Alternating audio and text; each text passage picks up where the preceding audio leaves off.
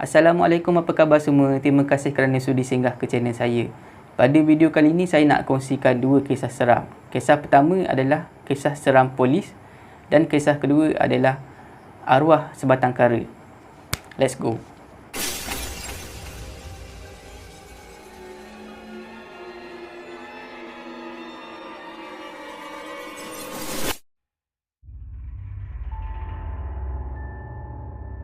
Kisah pertama dialami oleh seorang anggota polis yang bernama Samsul. Masa waktu kejadian ini berlaku, Samsul dengan tim kumpulan dia lah. Masa tu tengah operasi nak serbu satu kawasan, satu penempatan yang dipercayai sarang perjudian dan juga pelacuran di sekali lah. Dan semua orang yang terlibat dekat situ adalah warga asing.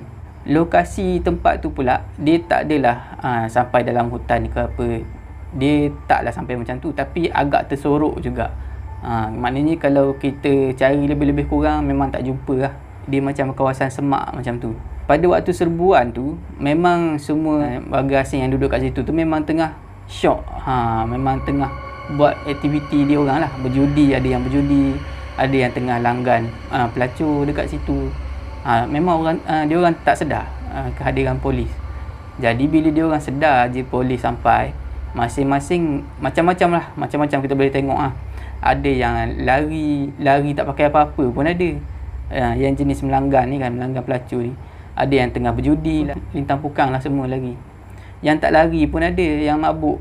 Dia tak sedar kan. Jadi bila dah serbu, dah tangkap semua, dah pastikan tak ada orang dekat kawasan penempatan tu, semua dikumpulkan dekat depan, dekat kawasan lapang dekat depan lah.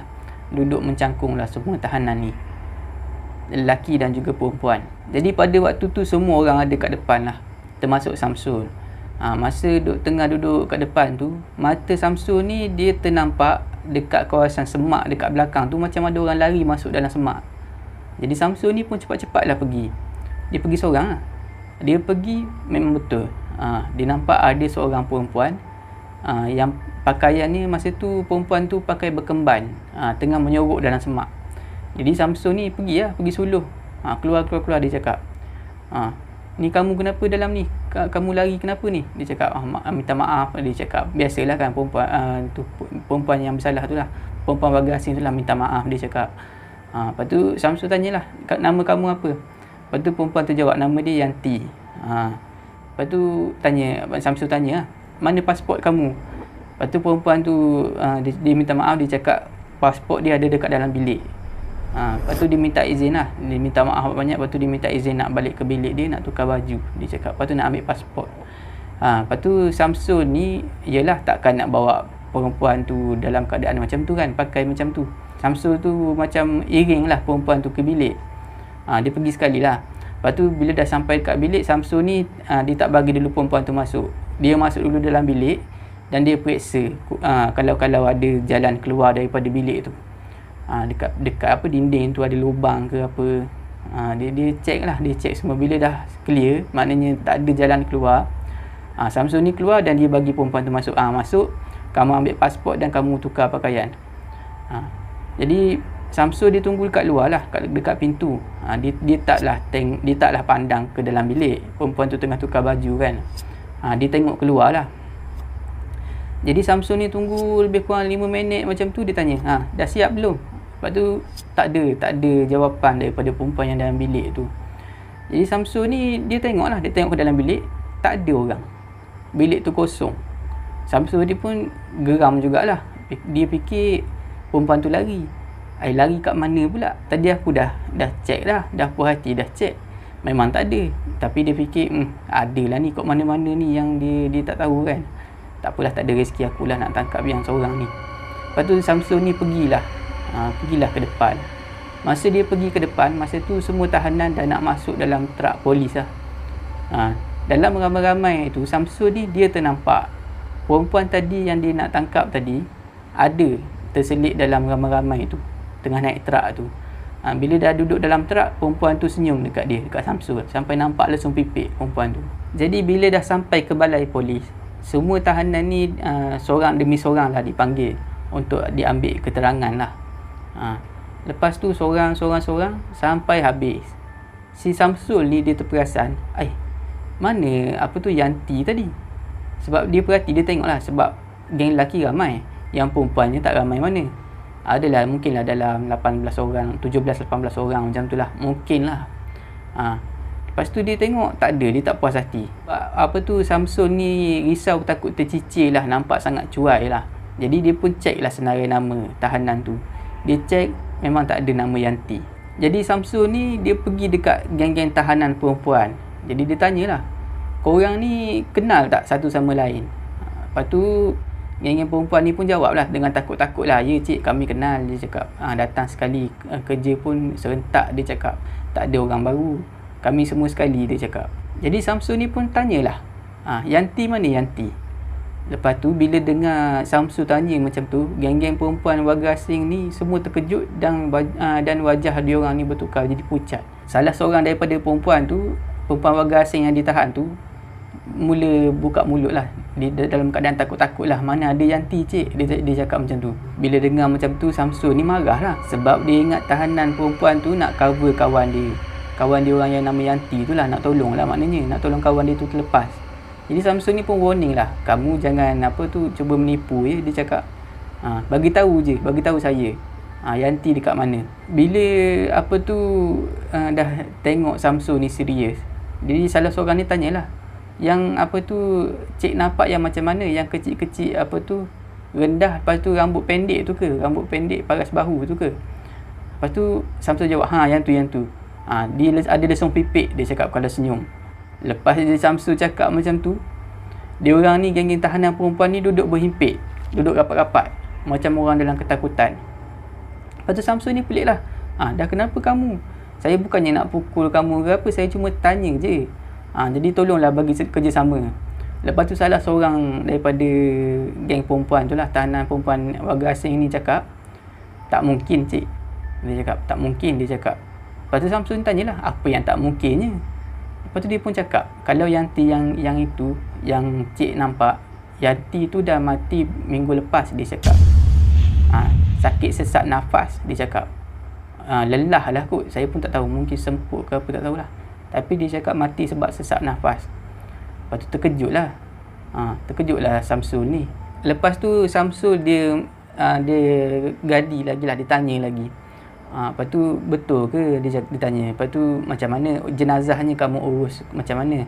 Lepas tu pun geng-geng tu pun ceritalah, kita orang dah tanam, dia cakap, dekat kawasan belakang tu, kawasan semak belakang tu, dia cakap dia kebumikan secara haram lah. Jadi adalah tindakan susulan tu, pergi pihak polis, pergi pihak forensik ke apa, saya tak tahulah. Tapi dia orang pergi cek lah, tempat tu memang betul lah, ada jumpa mayat dekat situ. Jadi lepas kejadian tu, Samsul dia sedikit rasa, dia selalu teringat lah perkara ni apabila ada operasi serbu tempat-tempat penempatan haram warga asing ni, terutama melibatkan pekerja asing. Dia akan teringat pasal Yanti ni.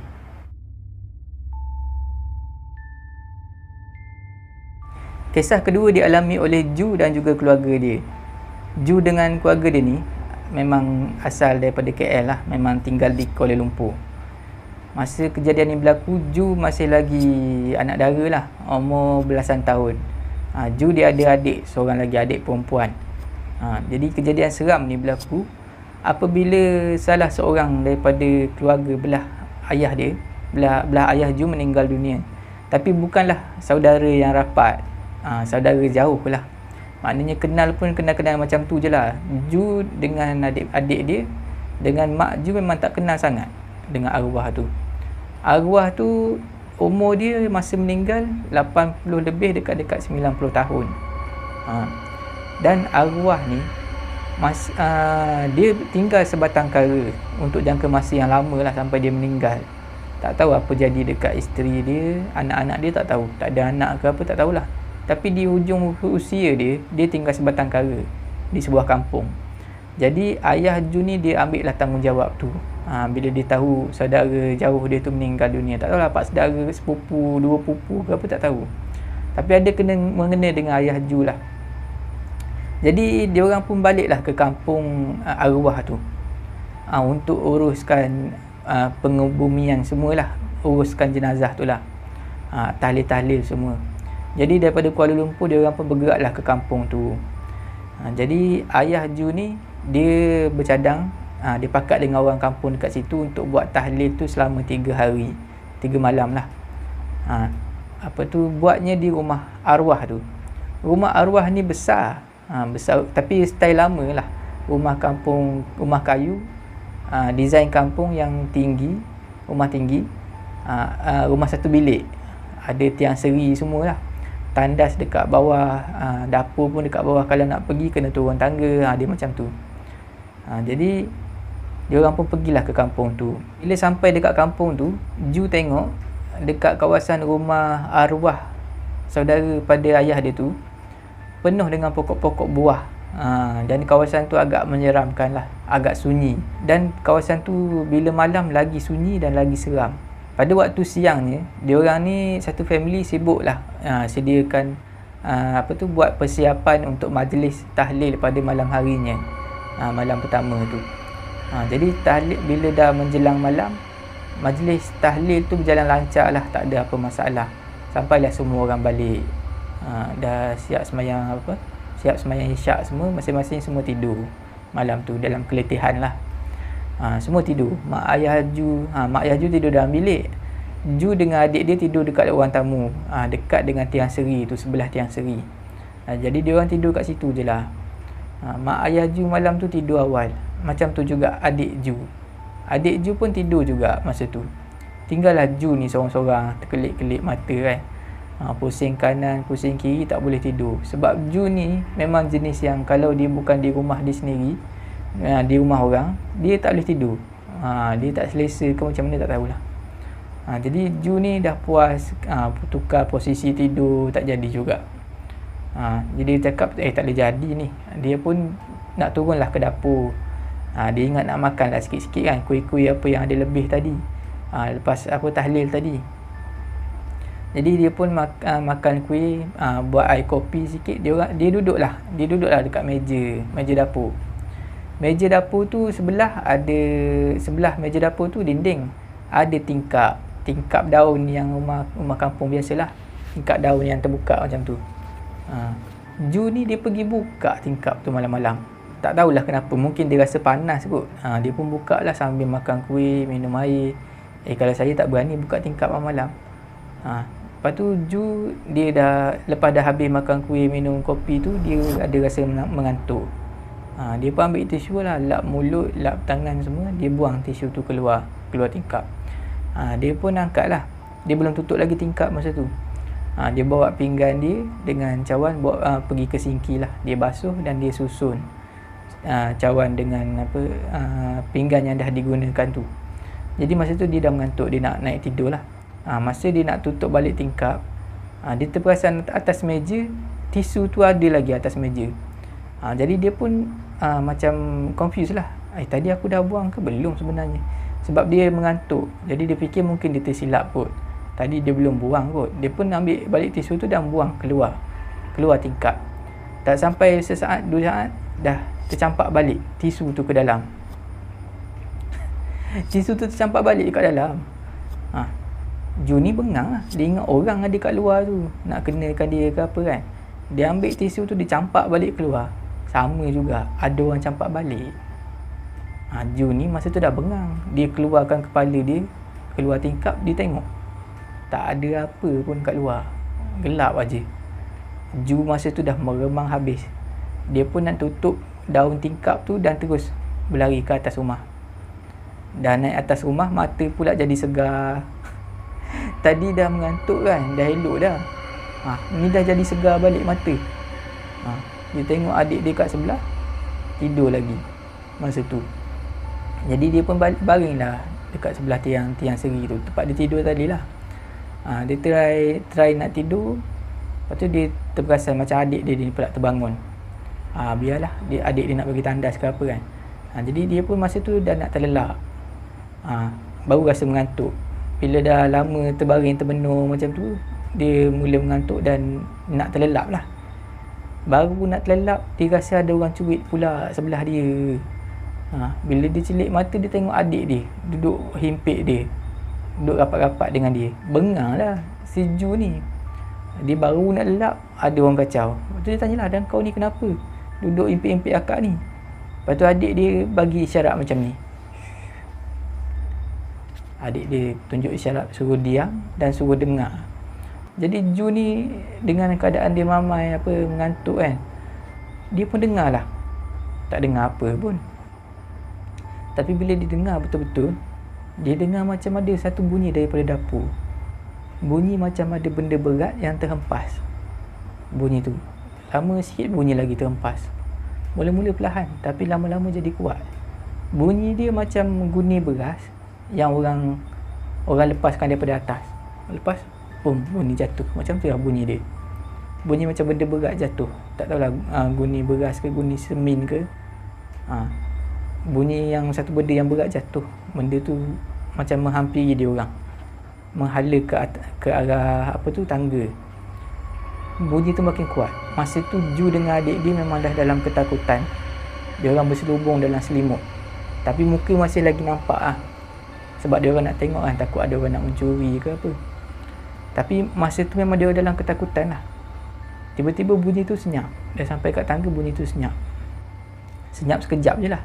Lepas tu dengar lagi bunyi macam benda tu pijak tangga. Kan beza kalau kita berjalan ataupun ada benda yang jatuh dekat atas lantai dengan benda jatuh atas kayu papan. Kan beza kan. Dengar bunyi benda tu naik tangga, satu anak tangga, bunyi bunyi kayu tu lah, bunyi macam bunyi macam tu, naik satu-satu. Jadi Ju ni dengan adik dia ni, dengan mata kepala sendiri, dia orang sangat-sangat terkejut apabila nampak ada satu lembaga yang berkapan, macam mayat yang berkapan, berbungkus, sedang melompat naik ikut anak tangga tu menuju ke arah dia orang di ruang tamu atas. Dia orang masa tu dia memang terkaku, tak tahu nak buat apa, nak bergerak pun takut, nak bernafas pun takut benda tu dengar. Benda tu terus melompat menghampiri dia orang. Bila benda tu dekat dengan tiang seri, benda tu bertukar jadi kabus dan hilang. Macam tu je. Bila dah nampak macam tu, memang tak boleh tidur lah dua beradik ni. Sampai ke siang hari, sampai hari dah terang, dia orang duduk berselubung dalam selimut tu. Jadi pagi harinya Ju ni dengan adik dia merayu untuk minta balik pada hari tu. Maknanya hari kedua lah dia orang kat situ. Jadi ayah Ju ni bertegas lah, tak boleh, kita dah janji dengan orang kampung nak buat 3 hari tahlil untuk arwah ni. Jadi tapi Ju walaupun macam tu, dia tak cerita. Walaupun ayah dia tak setuju, dia tak cerita apa yang dia nampak, dia dengan adik dia nampak. Jadi tak apalah, teruskanlah juga, nak ke tak nak, suka ke tak, Ju dengan adik dia terpaksa akur dengan keputusan ayah dia untuk stay kat situ lagi. Jadi malam kedua, dia orang Ju dengan adik dia ni lah tak duduk, tak tidurlah dekat dengan tiang seri tu. Dia orang ubahlah duduk dekat tepi tingkap. Malam tu okey, strategi dia orang menjadi lah. Tak kena kacau malam tu, tidur lena. Tapi paginya pula Ju dia terperasan mak dia ni macam berkelakuan pelik. Pelik macam mana? Mak Ju merayu pula dekat ayah Ju untuk balik pada hari tu. Maknanya hari kedua tu lah. Jadi apa yang berlaku sebenarnya? Sebenarnya malam kedua tahlil tu, semua orang dah tidur awal. Ju, adik Ju dan juga ayah Ju dah tidur awal. Mak Ju pula yang tidur lewat malam tu sebab dia sibuk nak kemas kain, nak lipat kain, lepas tu nak basuh pinggan mangkuk cawan semua yang orang guna masa tahlil malam kedua tu lah. Basuh, lepas tu simpan cawan pinggan semua. Lepas tu barulah mak Ju ni nak tidur. Masa mak Ju ni tengah kemas-kemas pinggan mangkuk ni semua, tengah basuh pinggan mangkuk, dia terdengar macam suara ada orang menangis daripada arah atas, macam atas bumbung macam tu. Jadi mula-mula dia fikir biasalah kat kampung, mungkin binatang ke apa kan bunyi macam tu. Sebab musang pun bunyi macam tu juga. Musang kalau dia bunyi macam bunyi orang menangis. Jadi mak Ju ni fikir tak ada apalah musang kot. Sebab mak Ju ni pun asal kampung juga. Jadi bila dia dah nak tidur tu, dia baru teringat, Allah, aku tak sembahyang isyak lagi. Lepas tu dia pun pergilah ke tandas, nak ambil semayang lah, nak ambil wuduk. Jadi masa dia ke tandas tu, bunyi tangisan tu makin kuat, seolah-olah macam ada dekat ke atas bumbung tandas tu dia dengar. Tapi dia buat tak peduli je lah, dia fikir mungkin musang ke apa. Lepas tu dia ambil lah wuduk. Dalam tandas dekat rumah tu, dia ada satu kolah besar, kolah semen yang besar. Kalau orang biasa duduk kampung tahu kot. Macam saya biasalah guna kolah tu. Dia ada satu gayung plastik. Dia ambil lah wuduk macam biasalah. Sampai dah dia nak basuh kaki. Masa dia nak basuh kaki tu, gayung tu macam hanyut ke tengah kolah. Kolah besar kan. Jadi Mak Ju ni macam susah sikit nak capai gayung tu. Dia terpaksa jengkitkan kaki sikit. Masa dia nak capai gayung tu lah, dia ternampak dalam kolah tu ada benda berbungkus cecong tu lah, ada dalam air, tengah perhatikan dia dengan mata terbuka, mata yang tajam. Benda yang sama anak-anak dia nampak malam sebelumnya, tapi dia tak tahu. Dah nampak macam tu, memang menjerit sekuat hati lah Mak Ju ni. Menjerit sekuat hati, dia mengundur dan duduk atas lantai bilik air tu. Bila ayah Ju dengar jeritan yang kuat tu, dia pun segeralah turun ke bilik air dan tengok Mak Ju dah terduduk macam tu. Mula-mula dia tak tahu apa jadi kan. Ingatkan Mak Ju ni terjatuh licin ke apa. Dia pun angkat lah. Dia pun angkat bawa ke bilik. Tapi yang peliknya, dalam keadaan huru-hara macam tu, Ju dengan adik dia ni tak sedar apa pun. Memang tidur mati betul. Jadi Mak Ju dia tak macam Ju dengan adik dia. Mak dia cerita sebenarnya apa yang jadi. Jadi bila dengar macam tu, ayah Ju pun bersetujulah berangkat terus ke Kuala Lumpur. Jadi tahlil tu dia buat hanya 2 malam sajalah. Jadi lepas pada kejadian tu, Ju ni ada juga tanya ayah dia. Ayah dia ni pun ceritalah, kata orang kampung, benda yang kamu nampak, mak kamu nampak tu belaan arwah yang dah tak bertuan sekarang ni. Tapi janganlah percaya sangat cakap orang kampung, takut jadi fitnah. Sebab kita tak tahu sebenarnya apa yang jadi. Tu je lah, ayah Ju cakap macam tu je lah. Jadi ayah Ju cakap rumah tu dah sampai sekarang memang dah tak ada orang uruskan. Memang terbiar macam tu saja. Sebab orang takut nak uruskan rumah tu. Orang kampung nak pergi dekat rumah tu pun takut. Setakat tu je lah video saya pada kali ni. Saya harap semua yang menonton terhibur. Jika penonton semua suka dengan video saya, jangan lupa tekan butang like, share dan komen video saya. Jangan lupa subscribe bagi yang belum subscribe channel saya lah. Jangan lupa tekan butang loceng untuk dapatkan notifikasi video saya yang seterusnya. Bagi anda yang nak kongsi kisah seram, boleh hantar ke alamat email yang tertera dekat bawah. Janganlah kita takut kepada makhluk, tetapi takutlah kepada pencipta sekalian makhluk. Semoga kita berjumpa lagi di video saya yang seterusnya.